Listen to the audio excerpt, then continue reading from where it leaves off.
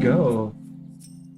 Welcome, guys. Welcome to the stream. Hello, everyone. And welcome, Diego, to our little art stream. Thank you for having me. So the plan for today will be, we're doing some medieval character design, and we're using the references from Studio Graphite. They have like some really cool references with women in dresses, and I think this will be a nice thing to do today. And yeah, and also welcome Diego to our stream. It's nice to have you here. And yeah, so I'm going to have 23 minutes for each post. I think that's right. Yeah, sure. And then because it's a nice, those are nice references, and then we can just have fun with the references. True. Sorry, I can't find. How do I? Just go on. Right here. Yeah, and then channel. Awesome. Yes. Okay. Perfect. Oh, wow. That's us Yes. right there. It's us in the past, actually. Yes, it's us in the past. It's like the 5-second delay. So weird. Yeah, we mainly have it on to see the chat, so we can answer. It's like, so you can regret your weird faces twice. It's like, oh no, fuck, Yeah. look at that. Yeah. Don't make it a habit to look there, because then you're just like, is my hair okay? Yeah, Yeah, my hair, okay.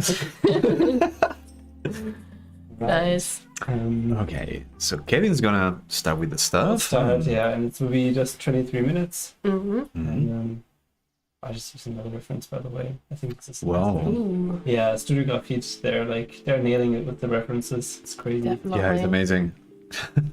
Yeah. The headpiece is so awesome. Wow. So Diego, Mm-hmm. do you want to tell us a bit about you? What do you do, and why do you do what you do? The why, it's an interesting question, but what do I do? I paint monsters for a living. I always answer the same. That's nice. Yeah, it's funny that actually I pay the bills painting Yeah. space marines and orcs. That's the most hilarious thing ever. Most hilarious thing. And really, especially when I talk to people who have like proper jobs, like, no, you know, I'm like, I don't know, whatever, scientist or something. I'm like, I paint space marines. That is science. But yeah, and it works. It works.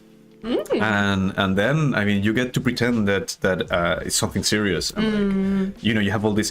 I think one of the things that I like the most about my work is when you have a meeting with like 2 art directors and 2 writers and whatever, and film director, and they are very seriously discussing, I don't know, the skin color of the orcs in this shot. Yeah. Because it cannot be purple, it should be green, and there is an actual debate of grown-up people Yeah. in a project that has like millions involved about the skin color of an orc. Yeah. Really? Okay. That's true. Oh my god, that's so funny. Yeah, I feel like sometimes it's you forget what kind of thing you're really doing, and everyone is so serious sometimes. And like, dude, it's literally a fantasy world. Just have fun, you know.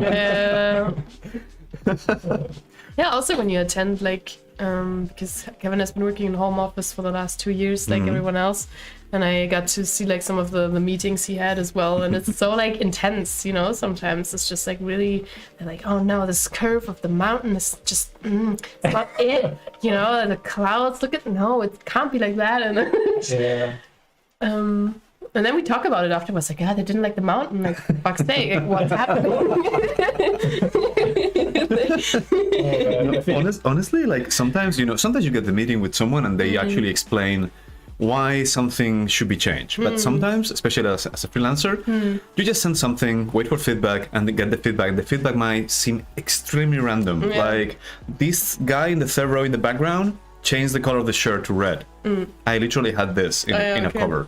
You know, massive battle scene. These 2 guys changed the shirts to red. Like, why? Yeah. Why? No answer whatsoever. Like, just why? Okay, I will do it, but why? And you never know. There might be some proper cryptic reason that the marketing guys choose. Like, no, this needs to be red. Like, Yeah. okay.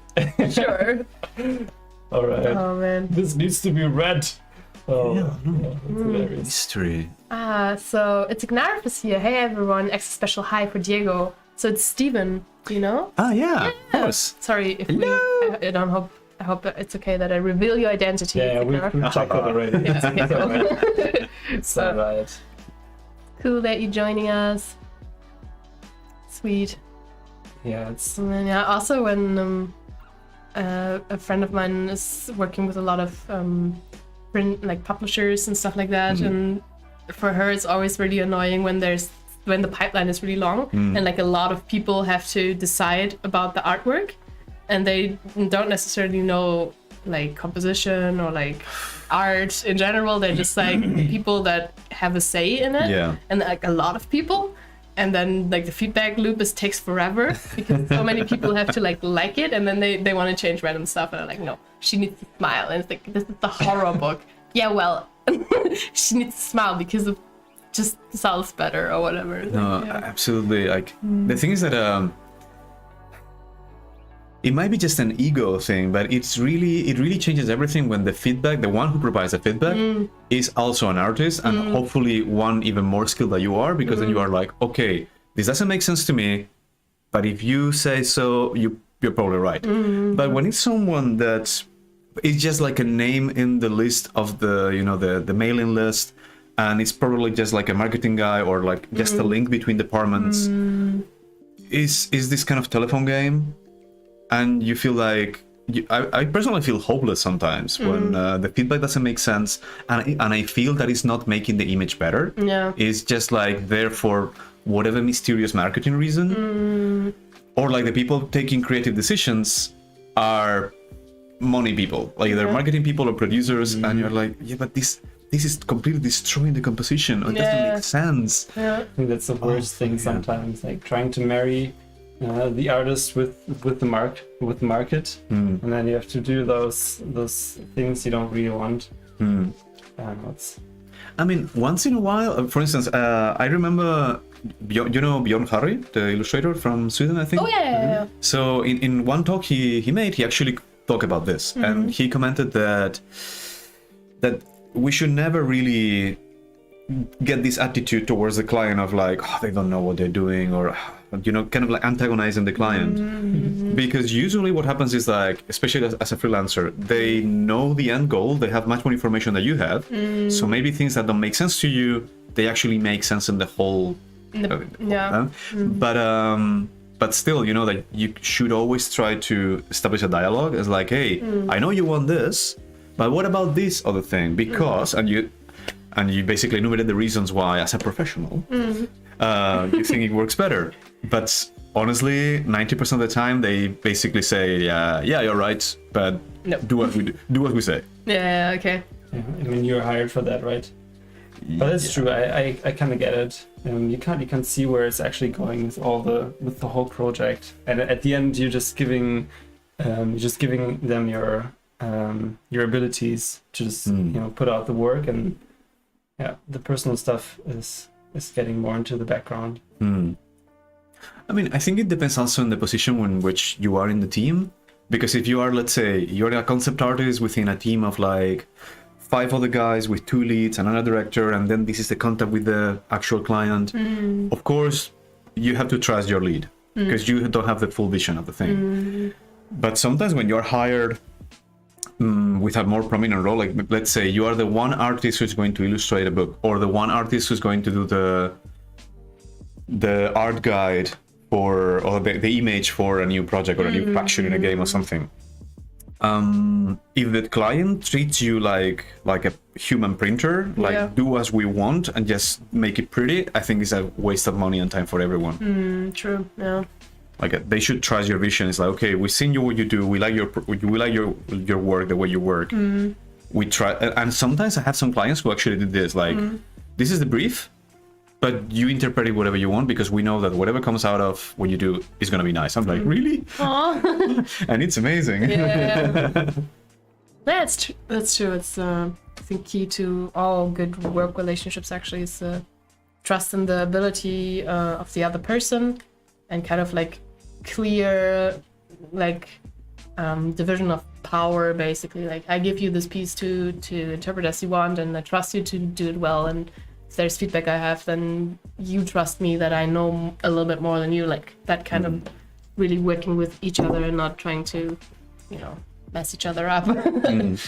I think it's also it also like maybe it's something very basic, but just the reassurance that you get from a client saying, I'm not sure about this, but I trust your judgment, I trust your skills or something, is such a boost that it really pushes you to make it just a tiny bit better, or invest 1 or 2 more hours on it that you would usually do otherwise. Yeah, interesting. That's kind of my what I always try to do when I'm at the hairdressers. I'm just like, listen, I trust you, and you do this for a living, so like.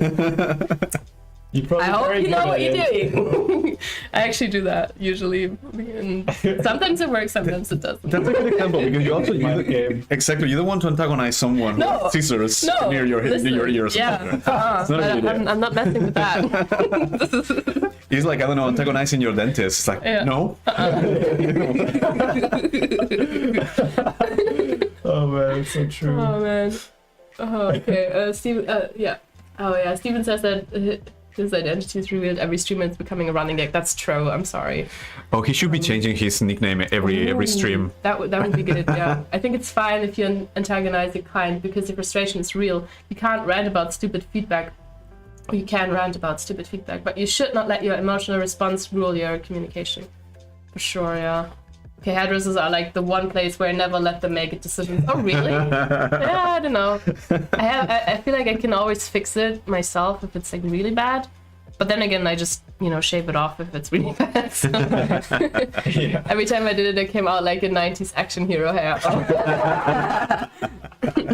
Oh. Sweet.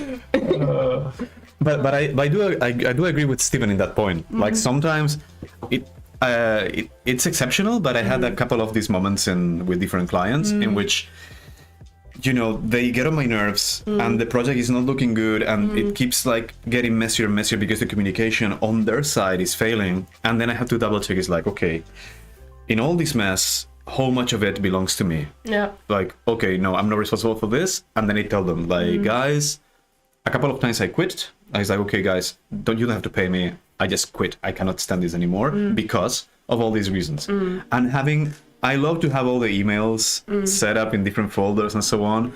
So when they're like, hey, what were you complaining about this? And then I just like resend them their own emails about this. You said this. Oh, damn. And 2 weeks later, you said this. Yeah. You kept, let's say in one project, they kept sort of contradicting each other because there were more than one director. It's like, you said this, and I did what you asked of me, so now you don't have the right to complain. And they were like, fuck, you're right. Okay, so you like out argue them and outsmart them in that way. You have to. Yeah. You have to. Because I think as artists, we are like very remiss to complain. Like we tend to be very submissive in a bad way. Yeah. True, yeah.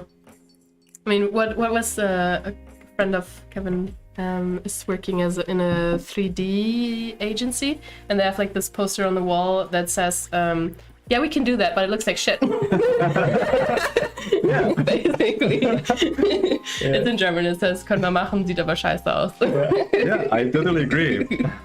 Sometimes really it's like, my sister calls me, says that I am a little art prostitute, and I'm like, yeah, you're actually right. I'm more like an escort, but yes. But sometimes you feel that way because it's like sometimes you're invested, you get maybe the project looks nice and all the artists that are involved, like, wow, these guys are really good, I need to do something good. Yeah. But sometimes it's like, this is gonna look like crap. No matter how good I am, it's gonna look like shit. But I'm gonna do it anyway because I need the money. Yeah. Oh well. No, not a portfolio piece, but whatever. Oh, I have a cemetery of unwanted children. Oh. That will never ever see the light of day. For sure. Yeah, that's really sad. The projects where you're like, please don't mention my name anywhere. It's fine. You don't need to. Thank you. don't post it. No, don't tag me. With that smile, like, no, it's okay. Oh man, yeah. Well. And sometimes it's the other way around, really. Like honestly, like maybe it's not the best approach to business, but a while ago I decided, because I feel really bad when a small client that cannot really pay my fees approaches me, and they're very So they have a good idea, and they cannot really, let's say, afford artists with the quality they need to represent this idea. And sometimes I just get to an agreement. It's like, okay, my fee is this much, but if you cannot pay this much, let's agree on another fee, but I want either extra time or I want extra freedom. Yeah. And they usually agree. We're like, okay, great. And it's super nice because, I work without pressure. Of course, I'm not going to get much money, but I do something that I'm happy with. The client usually is also very happy with it. Yeah. And then if we are all lucky, I can see a good project coming to life that wouldn't have seen the light of day otherwise, or not with the same quality. It's nice to like have this sense of like you get to decide which projects you put your creational juices into, basically. Like it's like you just described it, just sounded like the artist has actually a lot of influence in that kind of like getting new projects into life, basically. Yeah, of course. So I mean, that's something I also like. I was recently teaching in Valencia. I go there to teach a couple of weeks every year or so on within a bigger master course. And this year, I guess because it was the first year after Corona that we're still with Corona, but it was the first time that I was teaching in person in a couple of years, and I talk a lot. Like I pity my students because this time I really talk a lot. Like, listen, children, I'm going to give you my life wisdom. Yeah. And you could tell that 90% of them were not giving a shit, but anyway, I would. But one other thing I told them is like, in your relationship with the client, that it tends to be, as I said, very subservient, very submissive. Like, I need this project, I need the money, or whatever, which is probably true. But we shouldn't forget that to some degree they need us. Yeah. Without our skills, they cannot do what they want to do. Yeah. I mean, they can do something, but you just have to go to any supermarket or take a walk in the streets, and you will see all those terrible design or illustration projects that have been done because they were probably very stingy with the money, and they choose somebody, the cousin or something. No. It's like, well, that's what you get if you don't want to pay what we deserve. Yeah, true. Oh, you're absolutely right. Kevin, that looks so cool. Yeah. It's like it has Macbeth vibes. Yeah, I was thinking of it. Lady Macbeth.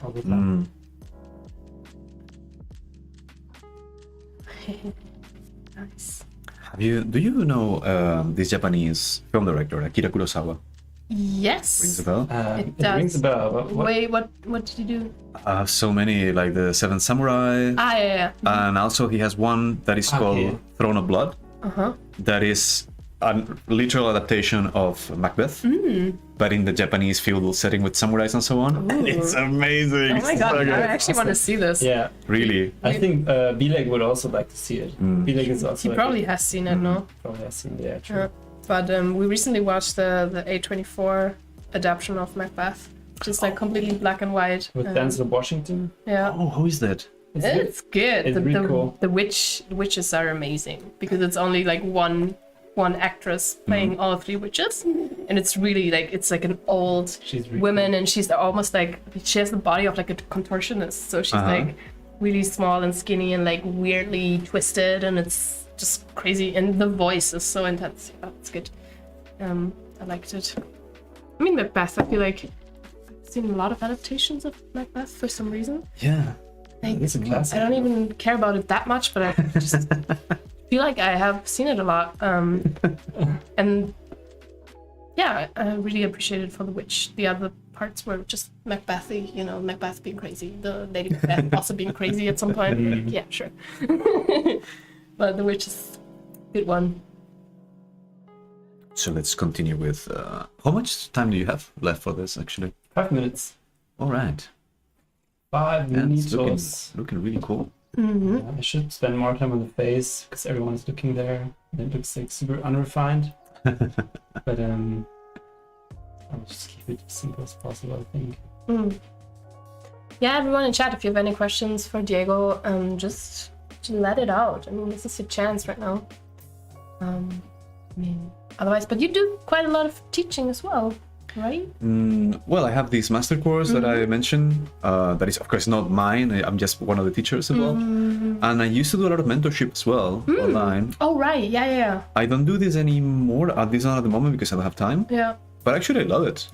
And once in a while, like I have a couple of, I wouldn't call it students, but a couple of people who, like, more or less regularly, every few months, they will hit me up like, hey, I have this piece and I want to renew my portfolio. Can you help me with this? And we have a couple of sessions, work on this. Nice. And it's super nice, for at least for me, because I see the evolution from like one time for the next. I'm like, oh, look how far they're growing. Yeah, they're growing up so fast. It's super That's nice. So you enjoy working one-on-one with students? Yeah. And, like, really getting into that. Actually, that's something that I'm missing in this master course that I mentioned before. I teach 20 hours. So it's like within 2 weeks, 5 lessons, 4 hours each. Yeah. And it's just not enough for me. Like because I like, maybe it's because I'm very controlling, but I want to see my students, I hold their hands and see what they need, what they want to go, and how to best give them the tools to get in that direction. And that requires time. Yeah, sure. So I'm always missing this, like, I want to see how this story ends. Yeah, and you only get to teach them like this one time, like not every year for the 20 hours, but like one class. Exactly. Ah, okay. I see. Interesting. And some of them have gone on to become really, really good illustrators already. It's amazing. There is this guy, I forgot his name now, an Italian guy from the first year that I was teaching there. And he was already like, he had already like a very grounded style and very, very apart from anyone else from the beginning. But somehow in my class, it was this feeling of like, you know, there are people who have a lot of elements to be really good, but there is the one piece of the puzzle missing. And sometimes, somehow, you give them this one piece, and everything suddenly falls into place. It's like, boom! It's like crazy, yeah. And with this guy, it's very exceptional. With this guy, actually happened, and really, and I love what he does. It's amazing. What? If I'm curious, what kind of piece was that for him? I mean, like, what are the essential pieces that you would see need to be done? Honestly, in this one case, I think it was something very, very non-artistic. It was basically like, I just show him how to be more efficient with layers, masks, and organizing layers, and be very economic and like thoughtful of like, okay, if this is your image, you have your sketch and stuff, think before, like how many layers you're going to need, which elements are going to be in each layer. And with these few things, he was suddenly like, to give you an idea, I have 20 hours, so I always tell my students, this is the idea, this is the illustration that I want you to work on, but it's 20 hours you're not gonna finish. Like, it's not my point. What I want you is to explore, to play, to find problems so we can solve them together and generate questions. So maybe, you know, some people actually manage to finish something like one, or like something that looks almost like a final. Most people don't.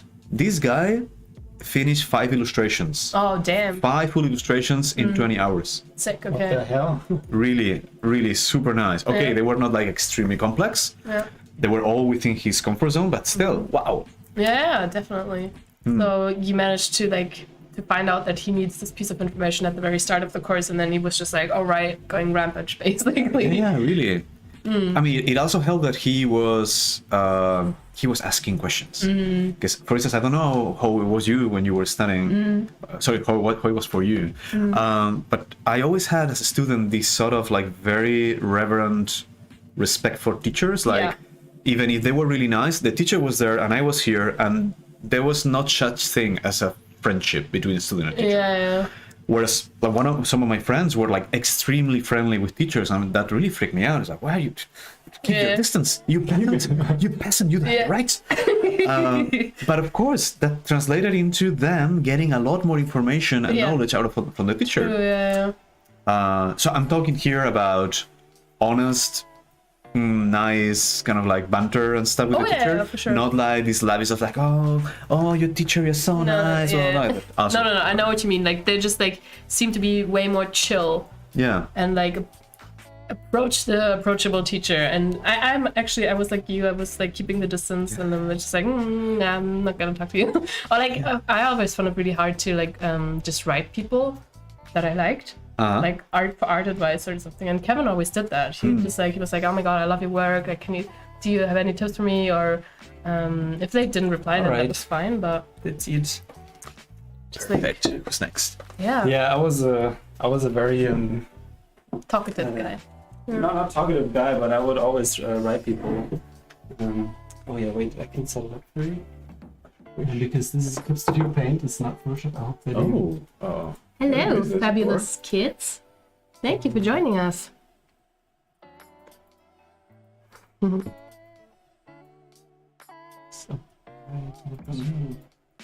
So we're setting up the cameras right now for Diego, and if you have any questions or stuff you would like to know from him or from us, for that matter, just write it in the chat and we'll get to it. Other than that, we're going to continue with another 23-minute post. You can also switch the reference if you want to, Diego. Yeah, I'm just like, I never used this software before, but I guess it's basically like Photoshop with the commands and stuff. Basically, yes. All right. So there's a round brush. These are the tools I use from Photoshop. I just imported them. And if you color pick, it's Alt. If you make the brush bigger, it's A, or D. A is smaller and D is bigger. Okay. Whoa, this is nice. Okay, let's go. Yeah, and then you have to take. Do you want the task tool list for like lasso tool and whatever? I don't know. I always have like this little tool Yeah, bar. I would never go full on. All right. Oh, great. Need the color black. Wait. Yeah. Doop, doop. All right. Ooh, cool. We have a new follower. Awesome. Thank you so much, Leiter. Lie one air is following. Nice. Water. Oh man, the tea's nice. Wait a minute. You said E? He's eraser. To make the brush smaller? Is A. A and D. Ah, A. Okay. Yeah. Okay. Got this. It's me, It's the Mario. gamer. Awesome work, amigos. Thank you so much. Yeah, Fabulous Skid says it's so cool how they made it so you can import Photoshop brushes to CSP. Yeah, the problem is you can't export them back as AVR files. I wanted to upload the $50 brush today, but you know what? It's not working. I wanted to upload it as an AVR, and it didn't work. I don't know. But I still have Photoshop. I'm this person in our household now. And we're gonna do it with my... Yeah, it's the last deed I have to do with Photoshop. Uploading that $50 brush to download for you guys. $50? Like, please breathe me out. You're actually You're using it right now. It's the brush you use for painting and drawing. It's a really good... This? Yeah. But it's not $50. It's just a joke. Yeah. It feels like it has to be $50 worth, you know. Oh, that's a great magic. How did I do this? Okay, I'm back. Sorry, guys. Oh man. How do you pronounce it? How do you pronounce the name? Because I would say lighter, but lighter. That's just lie one air. Lay one air. Okay, they didn't work like they did in Photoshop for me. Feels Batman. Yeah. Yeah, they're kind of different, but it's alright. What about? Okay. One is a T. It's lighter. Okay, I think lighter. I know him. I know him from Instagram. I think. I think so Lab? too. Yeah. We've definitely seen you before. That'll be awesome. What about? Have you tried to import your Photoshop brushes to Procreate? I haven't tried it yet. Yeah, but the first thing we'll do. I'm gonna add the $50 brush. No questions asked. Yeah, it's the first thing I will add there. But I can use it as well. It's the only thing I need. Yeah, I only need that one brush. Perfect. Oh, man. Yeah. Actually, Diego, when did you move here to Berlin? That was a thing. I landed for the first time in Berlin on 5th of November 2012. Damn, 2012. That's 10 years ago almost. Dude, 10 years. Whoa. I know, right? And seriously, the original plan was to stay here for like 6 months, maybe another, perhaps a year. Yeah. Yeah, it's funny. I feel like a lot of people I meet here in Berlin, they're like, yeah, I wanted to move here for like a few weeks or just a weekend, and then I stayed, and yeah, now I'm here for 20 years. The weekend I went to Bergen and I still haven't found the way I'm out. still there. Oh man. Oh boy. Yeah. It was not that extreme, but yeah, I don't know. It was really great. Seriously, I was staying with a friend for a month because she had an empty room. Mhm. And within a month, I had like 3 groups of friends, and I was basically busy all the time, either working or hanging out with people. Yeah. And I was like, I cannot live now. Yeah. That's crazy. So you stayed because you met friends and it was very easy to connect, or? I mean, I had the plan to live somewhere else for a while, because so the context is that I had been working and living in Madrid for almost 6 years. And the three first years or so, I was working in studio in Mercury's team, developing a few games like Castlevania of Shadow and so on. And then I decided to quit, but they offered me a deal. So instead of quitting, I became a freelancer, still working for them, which was a pretty sweet deal. nice. That's nice, yeah. And I started to teach there as well in Madrid and so on. But at some point, around the 5.5 years or so, the stars aligned and I left the city because I had to leave my apartment, and I don't know, like it really felt like, okay, I've done enough in the city. Yeah, it's time. And then I had to ponder my options. It's like, okay, what do I do? Do I go back to Valencia, which I used to study there? I was not really very passionate about it. Or the other options were Barcelona, which honestly I don't like to live in. Like, I think it's a wonderful city, but I would not live there. And then what? Bilbao, Sevilla, no fucking way. Like, no, because if somebody's listening, they're wonderful. I just don't want to live there. Yeah. Older was my hometown, which is a small town in the north of Alicante, which I love as well, but I would not live there. Yeah. At least not at that point in time, 10 years ago. And I was like, well, fuck it, I'm a freelancer. I can go and see the world. Yeah. I can just take my laptop with me and work Go to anywhere. Berlin and then stay for 10 years. Damn it.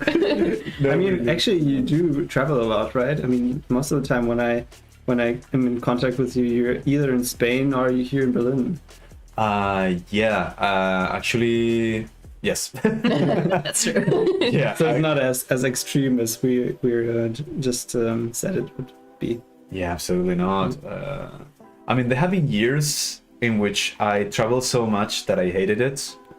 I think it was like 2018. I think I never taken that many flights in my life. It was a super not ecological friendly year. But it was because, well, I was attending swing dancing festivals in Europe, and also I was invited to a few festivals. I was invited to IFCC and Promised Land in Poland, and also the Blonde Festival in Lithuania. So and a few of them, and then of course I think I was like in an open, no, not open, sorry, in a long distance relationship with a Spanish girl. So yeah, I don't know, so many flights.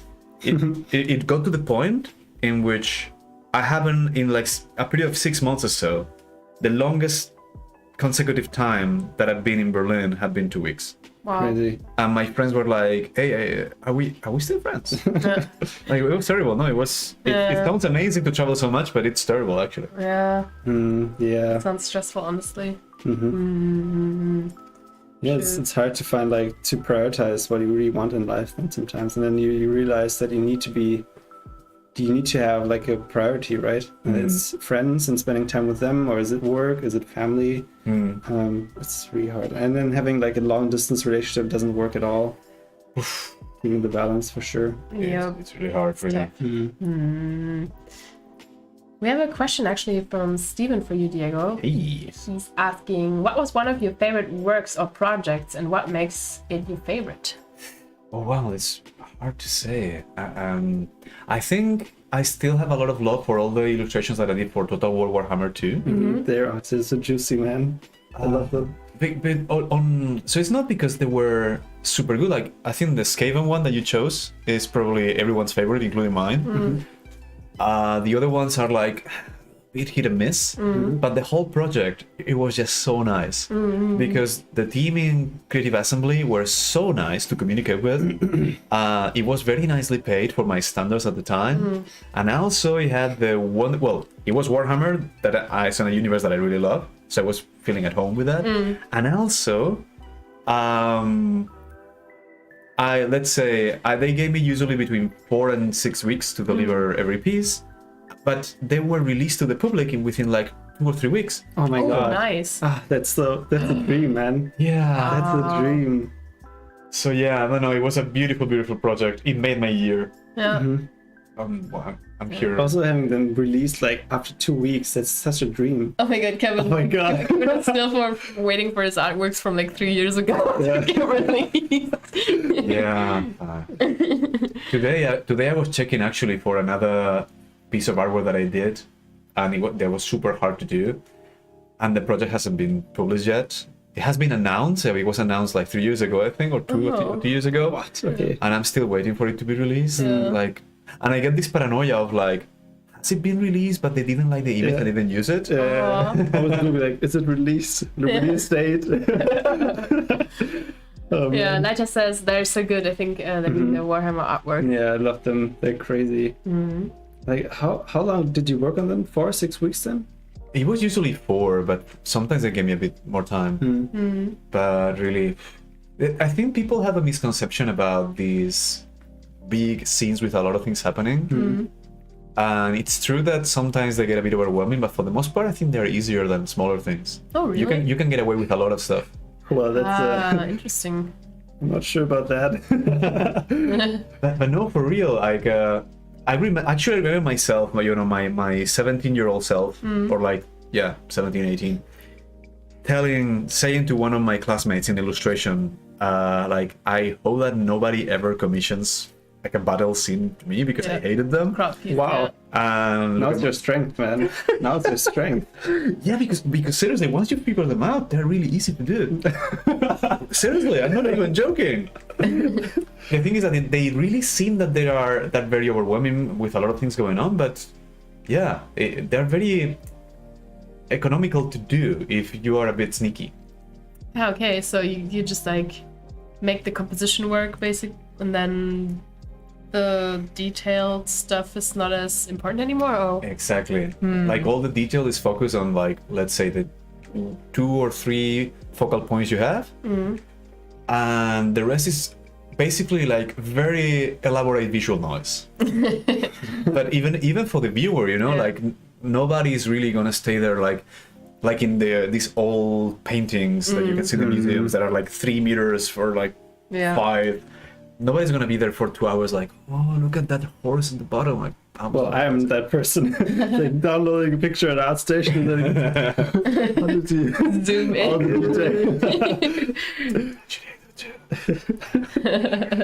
But we are part of a guild, like it's professionals. Yeah. Like, yeah, that's true. Sure. I remember this. Oh my god, I remember this one time. Ola, you and I and Nicola, I think, went to a museum, and Ola and Kevin were standing in front of this one painting and like looking at this one rock, and it was just like a relatively small rock on a big painting, and they were just like talking about this rock for like an hour straight, and then like making a study in their like sketchbook of the rock because it was so good. It was like, what the hell is happening? I didn't know. I never saw something like this before. I think you introduced me into all this, looking at details and being super caught up on this. So that was really funny. Oh yes, that was really funny. I'm checking colors. I don't know how. Because you paint, you press the on the Wacom pen. There's like the button, and then it also is, for some reason, it's also color picker. Ah, okay, interesting. Yeah, sorry for that. It's a weird feature. Anyway, I will blame my slowness on that. But no, you're also talking, so it's hard. Like recently, when last time I was in Spain, I went, of course, to Pio Quinto, like the Fine Arts Museum in Valencia, because it's not really big. You can see it in a few hours, and has a wonderful section of Sorolla. Sorolla was but also this time they had both the permanent exhibition with the Sorolla paintings and a temporary exhibition of the Soroyista, so basically the masters of Sorolla and the followers of Sorolla. Ah, nice. And that was orgasmic. Really, like I had not even goosebumps, like my skin was crawling, like I had like this moment, like very Stendhal syndrome, like and, you know, I even had one of the security guards like looking at me like, what the fuck is this guy doing? Because really, I was drooling, like what the fuck? This is so juicy. Wow. And also something that I found it was really cruel, because they had even a smaller temporary exhibition because of the International Women Month, and there were two pieces by the two daughters of Sorolla, because one of them went on to marry and become a sculptor, and the other one was a painter and married a painter. But of course, you know, we're talking about more than 100 years ago. Once they married, their artistic life was completely over. Yeah, or they had almost 20 completely kids over. and whatever. And they were both extremely talented. Oh, no. Man. And there is this one painting that I found, like, I don't know, it was like, is this a joke? It's a portrait of Maria Sorolla, the daughter of Sorolla, who was the painter. Is a portrait made by her husband, who was a really good painter too. And the portrait itself is beautiful, but the title of the painting is The Painter That Never Came to Be, or something like that. Oh, that's sad. It's really, really sad that like your own husband is aware of Yeah. the Thing. fuck, it's Oh, no. Man, so much potential. really, she's so good. Never get kids. That's what Yeah. yeah. That's just Don't that. get kids. They're a trap. Yeah. Yeah, Sorolla is one of my favorites as well. Just the colors and, oh man, the movement in his paintings and the compositions. It's crazy. Juice. Yeah, the juice. Juice. Mr. Sorolla juiced. Yeah, Leiter agrees with you. Soraya is amazing. And we have another question from Painted Miss Aga for Diego. And she's asking what hardware you are using usually and what tablet or extra tools. All right, so I use Photoshop CS6 and Procreate. It depends if I'm using the iPad or if I'm using the computer. And I have a very old Cintiq in Spain that I haven't used in years, but otherwise I use a Wacom Intuos 3 A5. No, sorry, A5? A5, yes. From 2008. Damn. That's a But they're so sturdy. ancient. I mean, they just never... Yeah, true. Yes, Yeah. I love it. I think we broke one in all the time we had. Did we? No. One of yours broke. This is mine. No.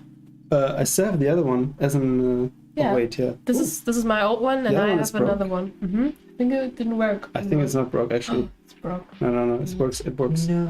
Anyways, Yeah. they're really sturdy. Yeah. Anyway, so yeah, that's technically speaking, I'm in the Stone Age, basically. I mean, you use Procreate in the iPad. That's like pretty decent. Pretty nice. Leita says that they're still using their bamboo tablet. Yeah. It is. Nice. It is still a good one. The Yeah. bamboo. I think it's weird that they that Wacom is marketing their tablet with like, I don't know, 2048 pressure points or something like that. And I feel like it doesn't really matter. Like if you use the bamboo or the bigger Intuos Pro, I don't know. It doesn't make a big difference for me to have like just half of it.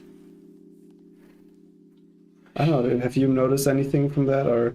Sometimes when I've used tablets from other brands that are maybe not even less sensitive, they're just different. And I find it weird. Like for instance, the what do you call it? The Apple Pencil in Procreate. I still haven't managed to get the right sensation. I don't have precision with it somehow. Which is weird, you know, because it's actually directly hand and eye connection, but I don't find it that comfortable. Interesting. Yeah, I think that's my favorite setup. By the way, it's just a tablet, and your hand is not in the way of the painting. Which I really like. Yeah, true. Yeah.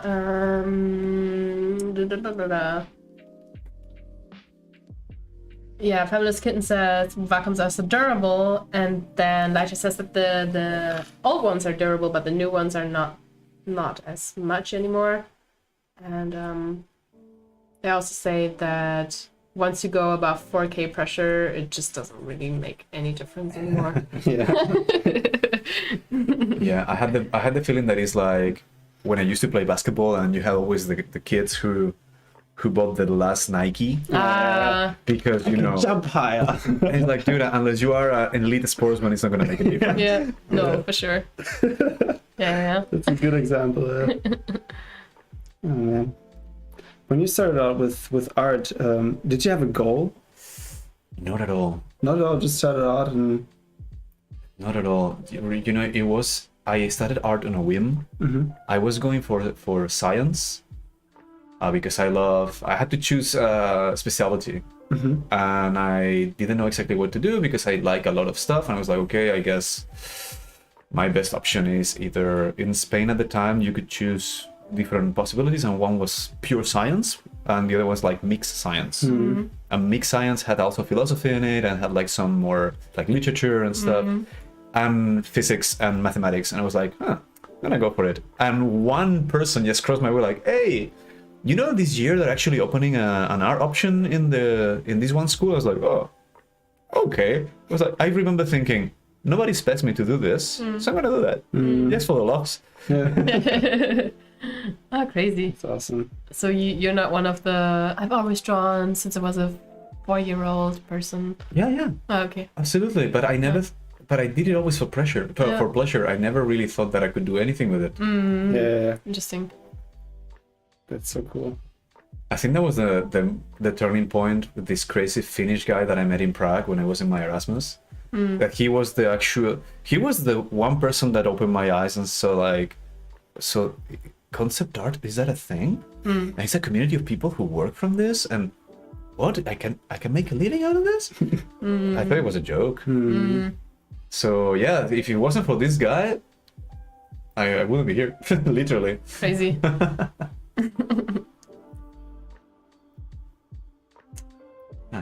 Yeah, but I feel like on that hand, there are always multiple roads that lead to the same outcome in the end. Like I remember when we talked about how unlikely it was that we met in this like really tiny art school in like the middle of nowhere, and then how we all got to drink and draw and moved to Berlin together and whatever, and then it turned out that when I was applying for art schools, I also applied for a couple of schools in Berlin, but I didn't end up going there because I was like, Berlin is just so big and I don't want to necessarily live in a big city right now, because also I had a dog. And it was the same art school I would have went to that Hannah went to.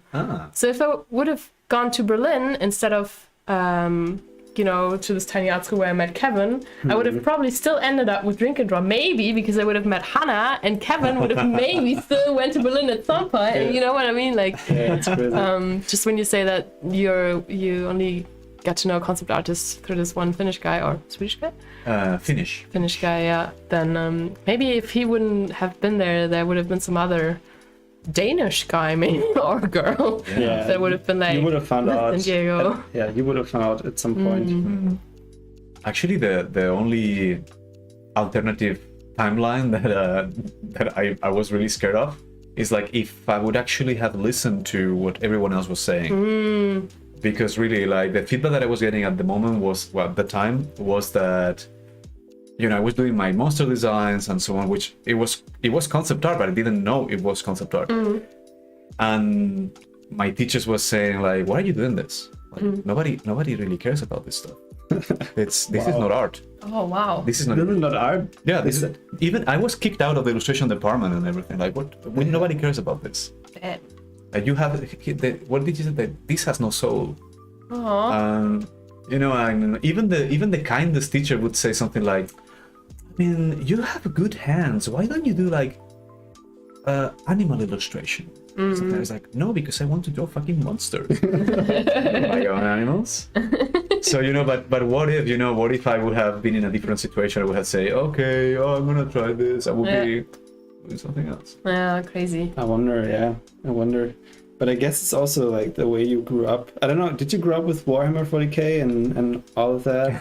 Because look at your portfolio. It's like full of Warhammer 40k illustrations and I don't know. Did you do that like in your childhood? Dude, I was playing Warhammer since I was 14 or something. Also a chance encounter, but wow, it changed my life. Yeah. I don't know why, really, because yeah, it's one more fantasy setting, but somehow I click with it, and I'm still there. It's still a very important part of it's crazy. Of my life. Yeah. I guess that's that's the path has already been set for you when you started playing with that. Yeah, some god somewhere laughed like it is just as planned. Yeah. No regrets there. The recruitment has been initiated. Target acquired. Yeah. Actually, it was a bit. So I used to work for Games Workshop as well as a freelancer for a while, and of course, it was an amazing. How do you call it in English? Like a landmark? No, like achievement. Yeah. But the problem was that unlike all the settings that I'm familiar with but are not so intimate with, I couldn't separate the emotional component from it. So I couldn't behave like a professional when the client was asking for requests. Because I would be like, no, this doesn't look good. And they were like, oh, yeah, whatever. No, you don't understand. This doesn't look good. And I couldn't separate. So I don't know, in a way, I'm glad that I'm not working for them directly anymore. Yeah. But it's such a meaningful universe for me. Yeah. Oh, you're like too invested and yeah. Interesting. And I'm here just getting lost in these folds of clothing. Yeah, it's just That's nice. nice though. It's a The good graphic study. nature of that is crazy nice. Yeah. So did you have a friends group where you played? How do you play it? Even I have no idea, to be honest. So you need a table. It's a tabletop game, and official measurements are 2 meters per 80 centimeters, I think, is the official size. I might be wrong though. And you have your armies of little tiny soldiers. Yeah. Each army has a different point value. Like let's say humans, a naked human might be like 3 points, and elf might be like 5 points. Yeah. And then you agree with your friend, like, hey, let's play next Friday, 2,000 points. All right. And each army has a different composition, like elites or basic troops are cheaper or more expensive or something. So within those 2,000 points, you arrange your thing, and then you come and surprise the poor bastard that's gonna play against you. So it's basically a chess game or strategy. There's a board game. It's called Strategy. Stratego. Yeah. It's where you capture flags. You have to capture the flag, and you have to kind of engage with each other and try to capture the flags. And there are like bombs in there, and it's kind of like that, right? So some kind of chess, just with units. I lost the brush, by the way. Yeah, you have to go up to Mukti, and then this brush. Yeah, but I'm still with the. Oh yeah. Then press B. Nope. Oh. Nope. Wait, can I check? Yep. Oh no, the $50 brush says later. Yeah, it's gone. No, it's still there. We have Thank you. we have a question for you, Jacob, from Queen of Spinach. That's an awesome username, by the way. Did you Erasmus at the art school in Prague? Sorry if you already said that and I missed it. Yeah, it was at the Umprum, the bishop, the village. What's the? Oh, I'm about to say in Czech, but it's been too many years because it was 2004. Yeah. So will be next school. I don't know. There's the Arts and Crafts School of Prague, not the Fine Arts. It's a different one. Okay. Thanks for that. Wonderful place, by the way. Yeah. My God, I love Prague so much. Prague's beautiful. Yeah, it is beautiful. It was the first city where Aline and I went as a trip together. Oh, yeah. It's also such a romantic city. You know, like it was also my it changed. Oh yeah, I think time is up. Oh, great! I did such an amazing piece. Yes. Okay, who's next? It's fine. Annie's next. I'm next. So I don't know. It was also the first time that I was, I think, traveling somewhere else than Spain when I went to Prague. Ah, cool.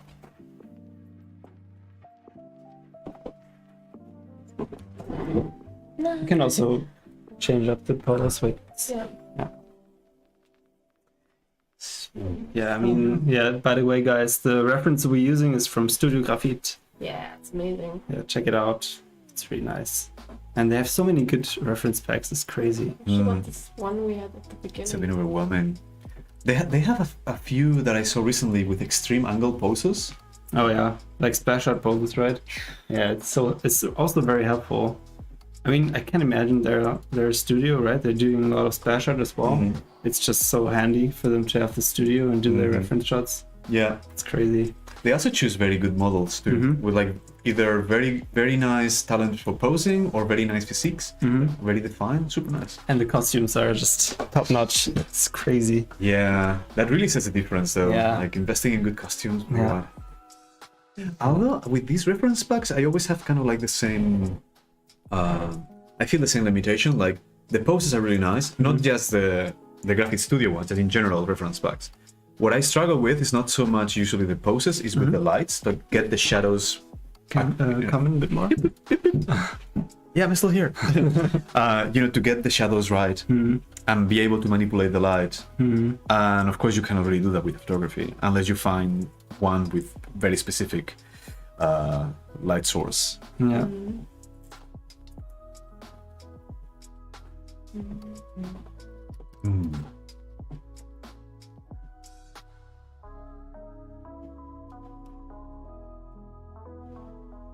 Yeah, that's such a cool pose. I wanna also like, this is like typical medieval clothing, right? I would say so. No, I don't know. I have no clue. but the hairpiece, Yeah, it's very pretty nice. yeah. Reminds me a bit of Star Wars. yeah, true Star Wars, but also what's the name again of that pre-Raphaelite Waterhouse. Yeah, I don't know. He paints a lot of those costumes as well. I mean, if you squint your eyes, it actually looks like a fly. Oh yeah. True. It's the fly design. Once I grabbed one of these encyclopedias of historical fashion or like evolution of fashion or something. Yeah. And I think it was only focused on Europe, on European fashion. Yeah. It was It's a huge book, right? yeah. It's there. I saw it. It's so crazy. Also, it's interesting to see how fashion actually changed throughout the years, throughout the centuries. Like how crazy it also looked at some point. And I don't know, it's fascinating to see also like how political stuff can change fashion. Like what? Like the Elizabethan times, where people dressed up as a queen, so they looked very feminine, and it's I don't know, it's crazy how that influenced like the whole Western world, because it was like at the time where the British Empire was as its biggest, and people dressed as Elizabeth. I read this anecdote in this book fashion that I told you about the German, so the knights of the wannabe German Empire, it was not Germany yet, because apparently they started to, how do you call it, to curl their hair and to dye it like white blonde and all the colors, and it got to a degree that the emperor had to issue a decree like, no, I don't want ladies, I want soldiers. So What? by mandate, by imperial decree, every knight has to cut their hair. Because apparently it was a pain in the ass to put the helmet on, and it was absolutely not practical, but it was very fashionable. It's like, God. This is going way too hard, you metalheads. Oh man, that's hilarious. Yeah, fashion, man, fashion. I think there was also there was a course on YouTube. It's like a 20 episode course, and they were also talking about when America was discovered. Yeah. Like the people in I think Paris or Europe, they started wearing those huge dresses, and they had to build new doors because they weren't able to enter the buildings with those dresses. It's crazy. But what was the reason behind those? Because the reason that she said was that the world just got bigger, and the Western society was kind of like the kings of the new land, and they started wearing like huge dresses then. Yeah, it's crazy. Like also they had like ships on their head as well, and it's crazy. I have to send you that YouTube lecture. I recently learned about this thing called the Great, I think it's called the Great Renounce, which is, if I remember correctly, I might just be mixing things up, but I think it was the moment when, for actual political reasons, men, at least men, I think it was in England and France, they stopped using makeup and heels and other things that were basically used by both genders at the same time. But there was this moment in which I think it was the beginning of the Illustration period, the Enlightenment. Yeah. And, it was a way of like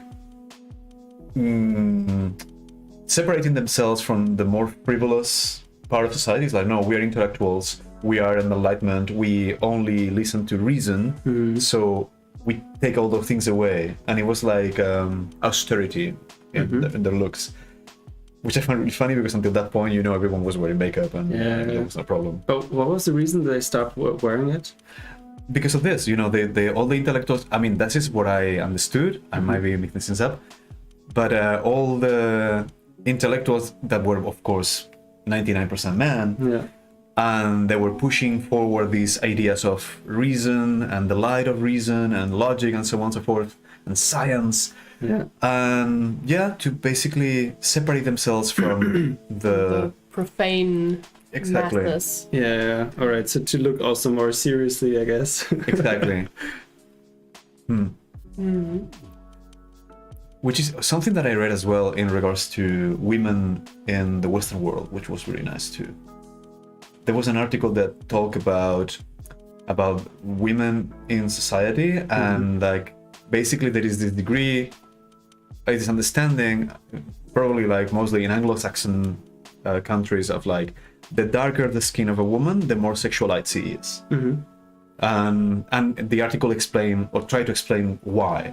And that in a Western society, or mostly? Yeah. I mean, mostly because Western is predominantly white compared to all the other ones, which are not white. But basically said, like, it linked this with the evolution of the fight for equality, that of course affected mostly white women at the beginning, the right to vote and so on and so forth, and how it linked with the existing ideas about sexuality, which was that even from ancient Greece, like, women have been deemed as hypersexual compared to men. I know you are too much, and they were always like shamed for that in a way and separated, and so on and so forth. So when in Western society, women started to strive for basically equality with men, parity with men, at least in a very basic level, they were kind of renouncing this part of themselves to basically show to their male peers that they were also rational and logical and it was weird. And this actually has transitioned over time, because it affected mostly white women and not, for instance, maids in the States that tend to be black or Latino or something. And of course, they didn't have the same rights as white women. So it's very, very fucked up in the end. Yes. Wow. Eileen, that's looking very nice. Yeah, I love how you approach it. Most of the times you have like a very simple drawing, and then you start blocking in the dark shapes. Super nice. Yeah, it's the brush, guys. Whatever. Brush, yeah, it's the $50. Yeah, it looks very like, I don't know, I have to think of Macbeth here. It's just like the dagger in her hand. Yeah. It's just, I think it's it's intentional, probably. Super cool.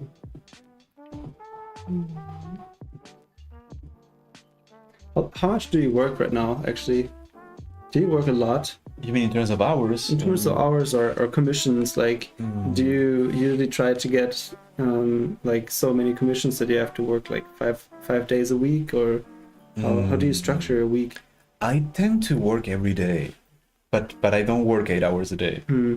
So there are days exceptionally that I work maybe the whole day, 10 hours because I'm just on the zone. Yeah.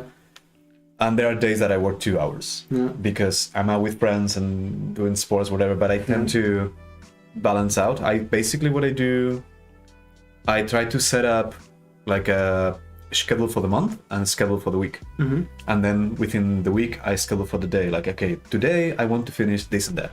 These are like the goals that I want to reach. And I structure the rest around it. Unless I have a commitment, like coming here and hanging out with you. Yeah, coming here, like traveling 1 hour to Köpenick. It was nice. Jacob came by bike. You came on bike? Yeah. Yeah, nice. Yeah. That's really cool. Because I didn't manage to work out today, so it's like, why not? That's really good. Yeah, I mean, the weather is perfect right now. Yeah. It's really cool.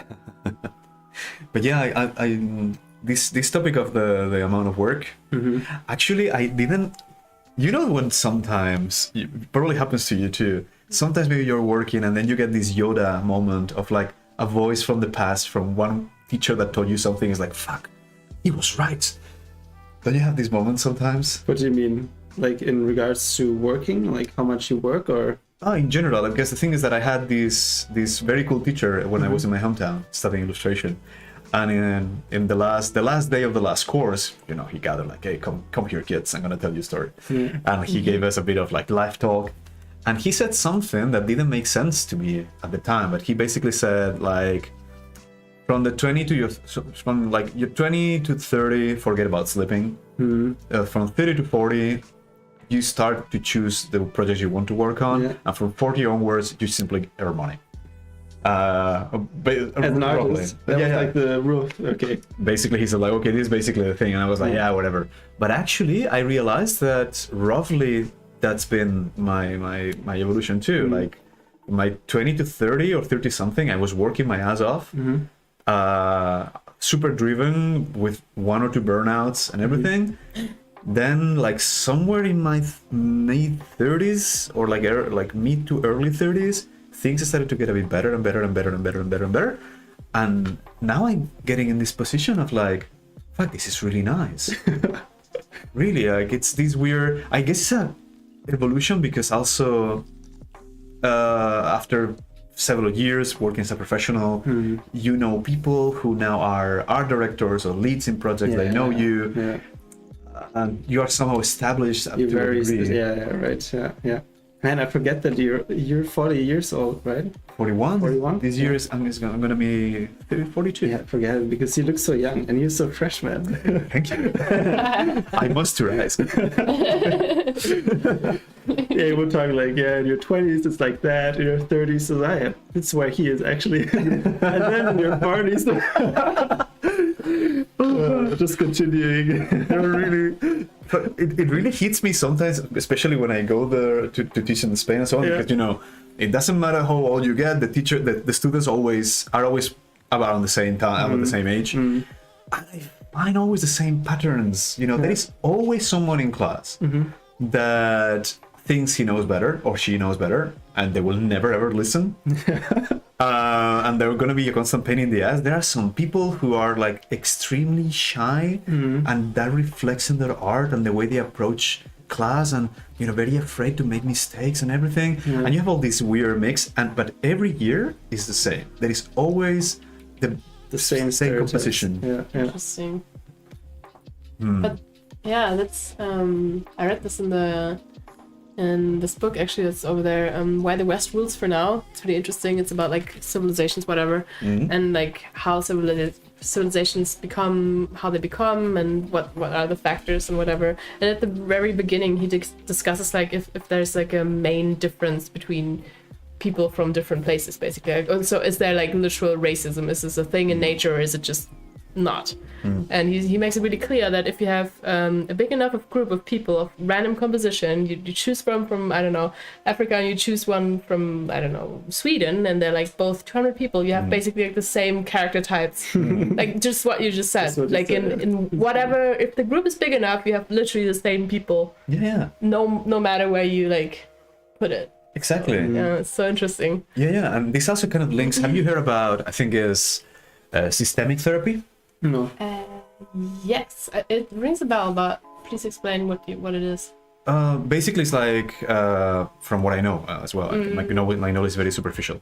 But basically, taking you not as an individual with maybe external influence, but your role within a system. And usually, it's a family system, but it can also be any other system. It could be like your work environment if it affects you a lot, or your group of friends, because automatically,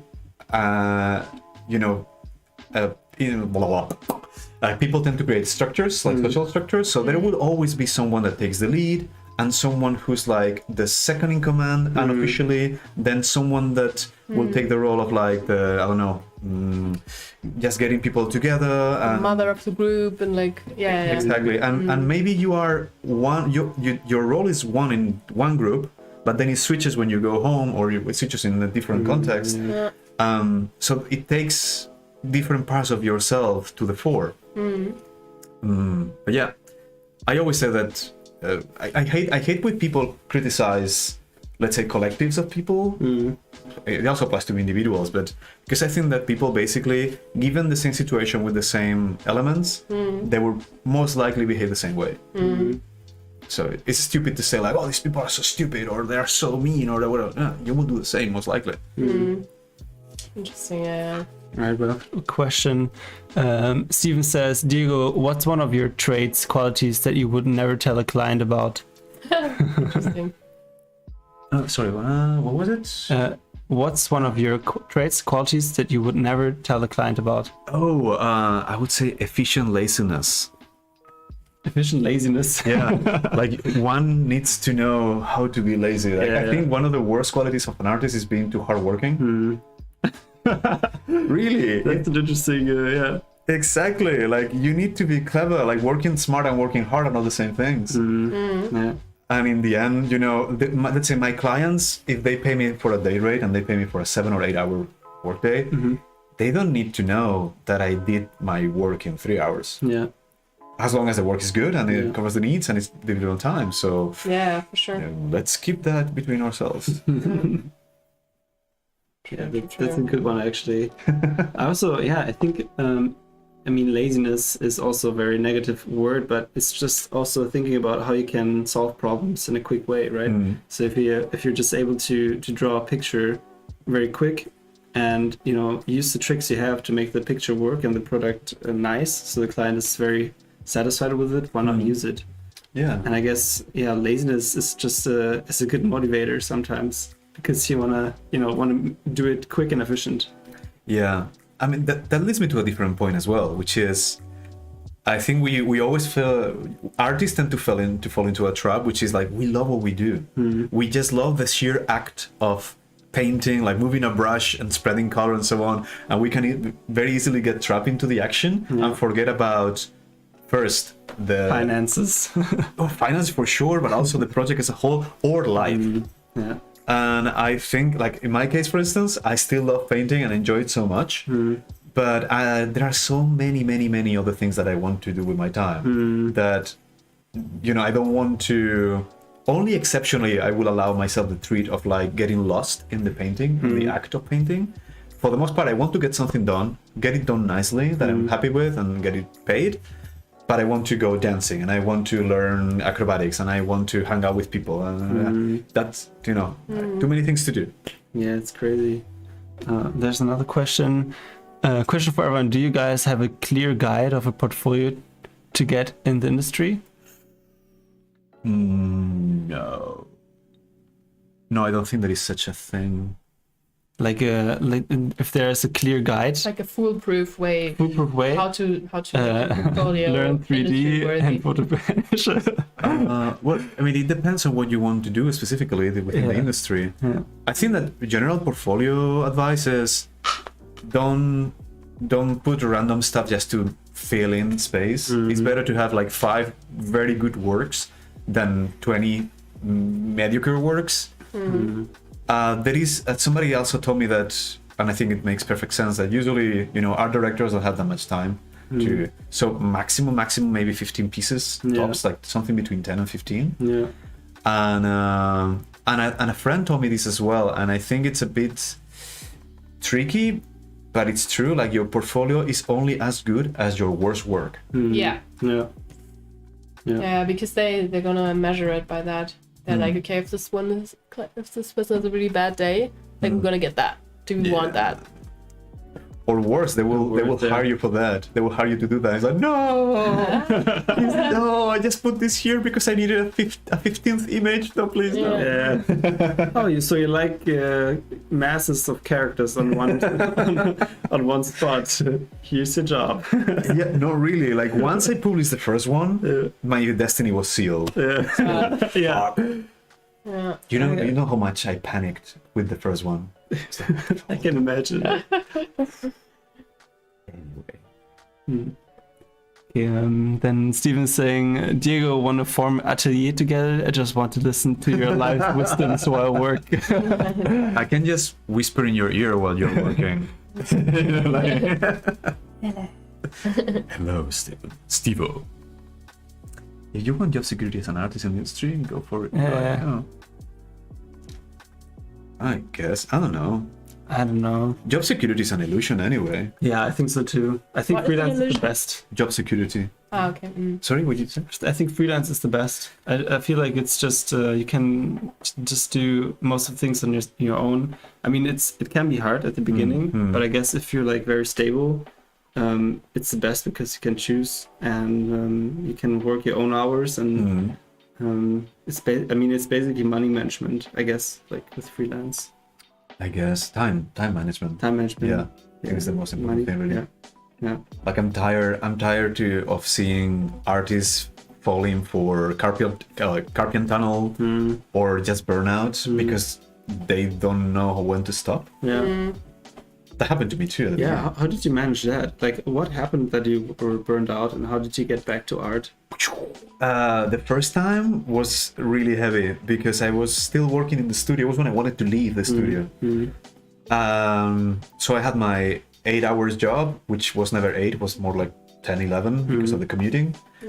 And then I was taking on freelance commissions on the side and doing some other things. The thing is that I was sleeping 4 or 5 hours a day for like 6 months. So really for a few months I felt I was invincible because I was so high on, I guess, cortisol that I felt that nothing could stop me. I was like, okay, sleeping is overrated, sleeping's for the weak. But then one day my body collapsed, literally, like it collapsed, and I decided that I will never do it again. I got what I wanted, it was a sprint. I took it as a race. I was sprinting, and then I spent the next, I don't know, like at least 2 years or so recovering. It's like taking things slow, taking my freelance, teaching, doing whatever, but mostly enjoying life. And I had a couple of mini burnouts since then, but now whenever I feel it coming, it's like, I quit. How do you feel it? How do you feel that it's coming? Like, what are the signs? Like, I start to get really grumpy, and like I can feel my jaw tensing, but the quality of my sleep suffers, and I simply don't find joy anymore in things. It's just like, it's not that you have to be super cheerful about your work all the time, but when you are really not looking forward to it on a consistent basis, you need to change something. So yeah, and as they usually say, I'm too old for this shit. Like, literally.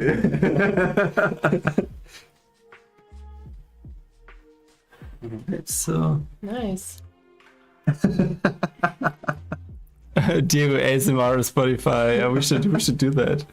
I mean, you should do that. You have a Twitch, right? Yeah. You have a Twitch? Yeah, Diego has a Twitch. And also, it really depends on the person. I've seen so many people burn out on the business of freelancing. Yeah, okay, I guess. Yeah. And Lighter says, yeah, Stephen, and Lighter saying that's what everyone says before breaking down. Sleep is for the weak.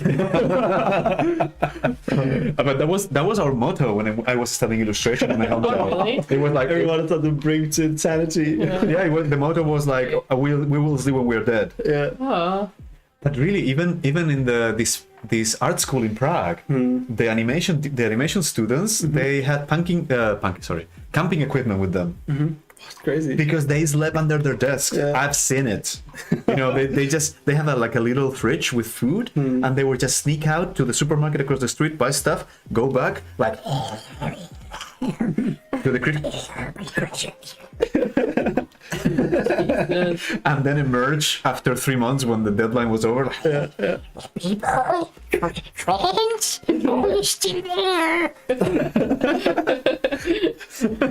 my god. That's so sad that this is part of our culture, I think. That this is expected in so many work fields that you do that. Because it's so bad for you. Yeah. I guess, but I think also a lot of people, like people who study animation, I feel like they want to do the over hours, right? They just love the stuff they do. I mean, yeah, but like that's an abusive relationship then. it is. Yeah, maybe. But I mean, I know when I started out there, I was also just painting all day, like, and not sleeping enough. But that was like what I wanted to do. Just realized later that was not good, you know. But I don't know. At some point, I mean, at the beginning, it's maybe something that helps you out a lot. Actually, just that drive, and you know. Yeah. But maybe I'm romanticizing it as well. Yeah. No, there is a lot of it really, like a lot of like the this hunger, this eye of the tiger that we have, like, oh, I want to get there, I want to work for this client or whatever, or I want to get this good. But there's also, at least in my case, and I guess it's the case of many others, when I started, for most of like the first years, my freelance commissions were terribly paid because I only had small clients, and they usually paid in dollars because they were from the States. So really, to make just to break even every month, I had to generate I don't know, anything between 5 and 10 pieces per month. Yeah. And then quality suffers, of course. Yeah. And it was only when I started to get like the odd project in between that was nicely paid, that meant that I could take things a bit slower, dedicate more time to the project, and therefore the next time. So I would improve, and also the work will look nicer, and the portfolio will look nicer, and it's like a slow spiral there. Because that's also I did that too, like for Fantasy Flight, for example. They weren't paying that much, and I wanted to make a living from that, so I had to draw a lot and paint a lot. But at some point I was like, maybe I should, you know, do less work and make them really nice, and see if I can get higher paying clients from that, instead of, you know, losing yourself in like 20 paintings a month so you can make a living from that, and just doing maybe 5, you know, and then make them really nice, and maybe one personal piece like there as well.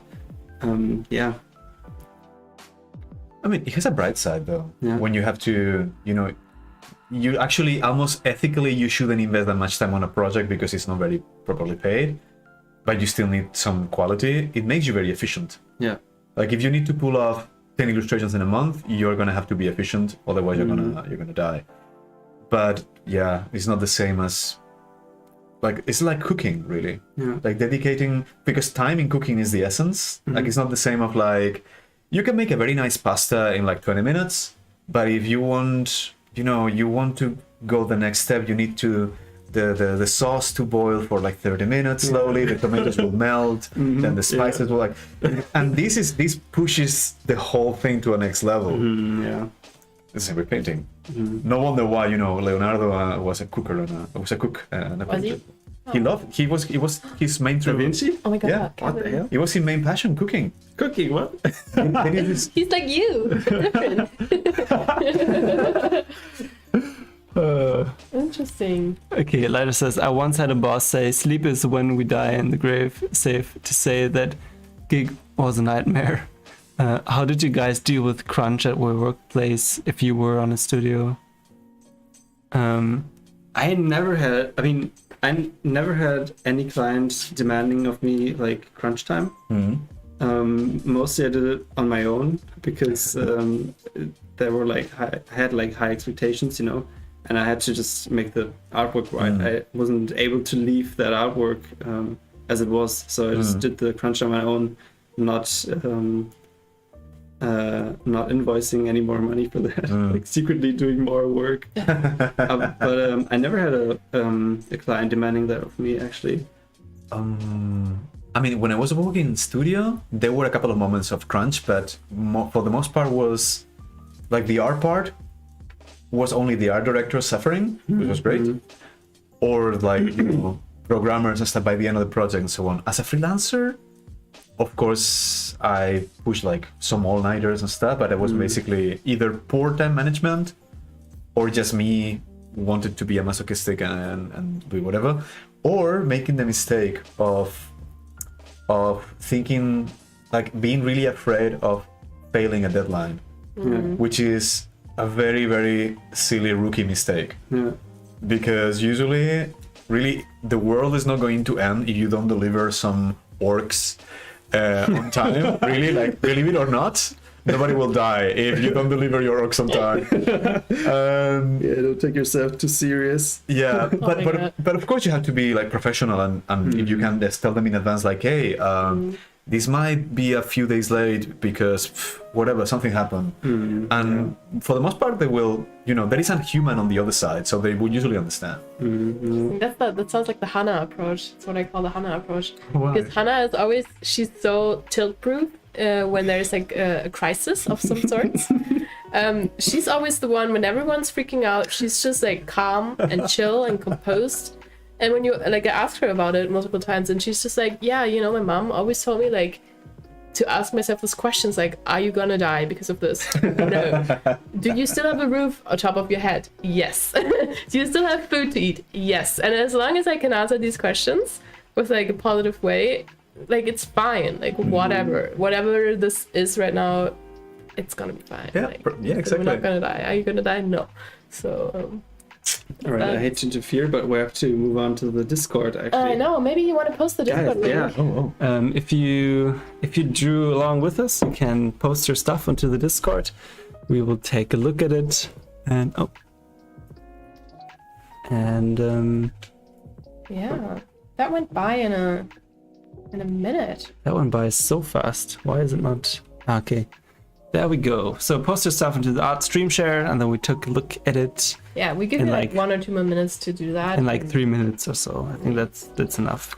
Nice. It won't work as fast. Just did 3 pictures, man. Just did 3 pictures. Yeah, it's okay, isn't it? Yeah. And that went by so fast. It's crazy. Really? I think it was the fastest stream I've ever did. Yeah, like just felt like just half an hour or whatever. Yeah. Somebody there was mentioning the moisturize something. Oh yeah. Before. What's it again? I moisturize so good to hear from a guy. Aga? Yeah, Aga. Aga is one of our stream regulars. Being regulars. I moisturize. What was that again? In what context did you say? Because you said that I look younger than I am. Oh yeah. And I said like, of course I moisturize every day. Yeah, honestly, But you know why? Why you moisturize every day? Yeah, because I had extremely terrible acne when I was a teen, and I ended up I tried a million things, and I ended up trying this treatment that is very aggressive called, I think it's called Rakutan. You have it here in Germany too. No, I have no idea. So it's very, very aggressive, and it really fucks up your skin. So I had to moisturize continuously because otherwise, I had flecks of skin falling apart. Crazy. Yeah. And then I just got into the habit of doing it all the time. So and also the water here is very dry. It is so dry. I hate the water here in Berlin. Well, no, hard, not dry. I don't like it to be dry. No, It also I tastes agree. dry. Yeah. If I drink water from the tap here, it feels like I'm drinking stones, and I'm left as thirsty as I was before. Nice.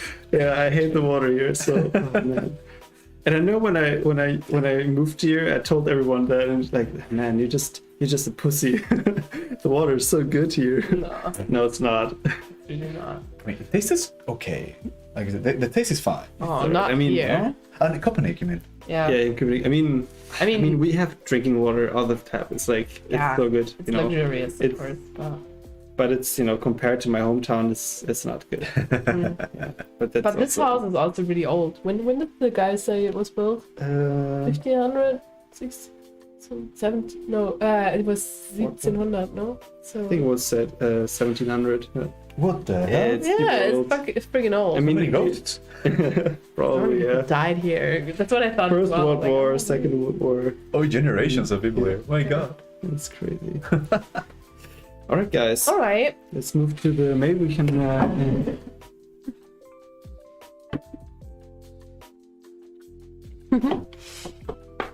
Move on to the Discord. Move on to the Discord.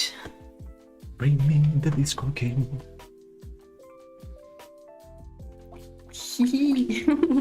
Um, Oh, that smooth transition. Look at that. nothing. Wait a second. Let's switch. Stream All Archer. right, Stream Archer. Ooh, Russia prepared. Oh, nice. That's really Nice. nice. Super nice. Yeah, So cool. I love the simple approach. Mm-hmm.